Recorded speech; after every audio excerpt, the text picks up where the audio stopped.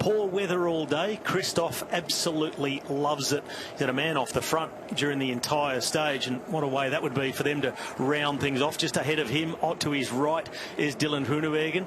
Cavendish sitting right in the middle, well, just to the left of middle now, right next to Biniam Girmay, who we're showing on screen, who's drifted back. He was right near the front a few moments ago, Girmay. He's been really pushed back in that sort of washing machine effect as they come up on both sides, and that's the danger of being in a headwind. You think you're in a good position, and suddenly they come out of the slipstream around both sides, and you're pushed right back. Ben Healy, he's up towards the pointy end here. No chance for him to I think, take a step forward just for the time being. Pogacar looking twitchy.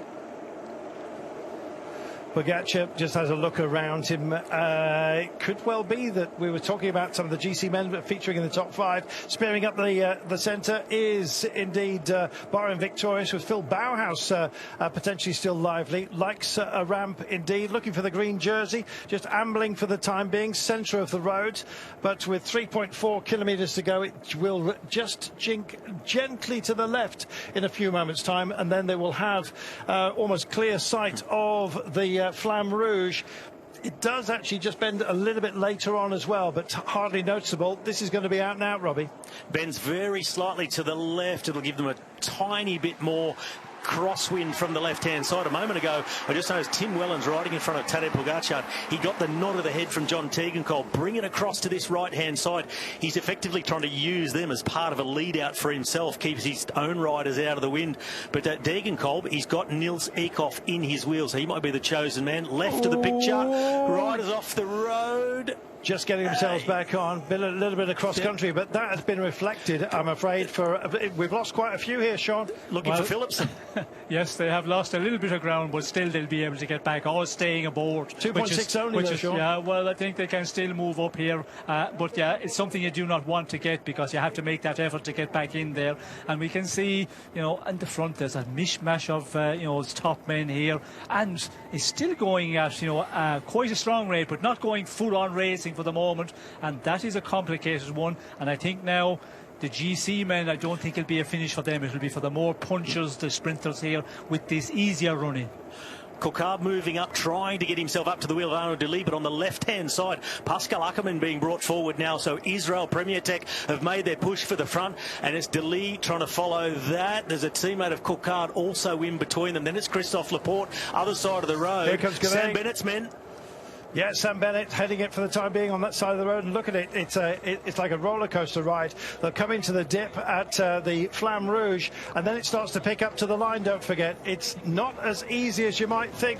Gaviria is in here. He's going to have to work all on his own. Philipsen's back in where he would like to be. Delis, centre of the road, looks like he's been boxed in at the moment by the Intermarché boys, and indeed just coming up onto his wheel is Biniam Girmay. Still though, Sam Bennett out in front. Tegenkolb is actually in the mix here.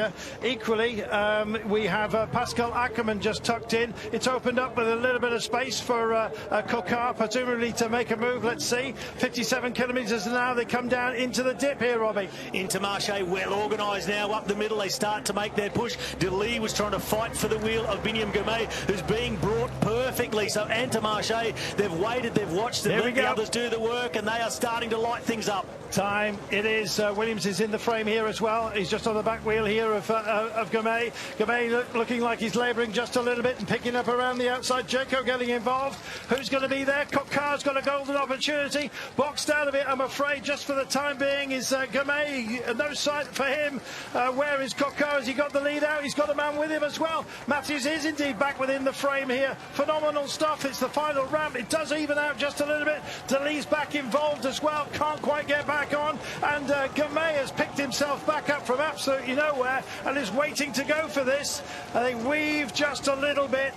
Philipsen's also very much involved here. Ackermann waiting to go for it as well. Here we are. It's all spreading wide and handsome. Here comes Coquard. Finally, he just comes through. Could Coquard indeed do what he did in the Tour de Suisse? Is he going to make it happen for him? Coquard's got the drive here. Girmay's on his back wheel. Philipsen's going through as well. Philipsen finishing very, very strongly. Opens up in the centre. Girmay has just gone backwards a little bit. Here comes Delis on the ramp.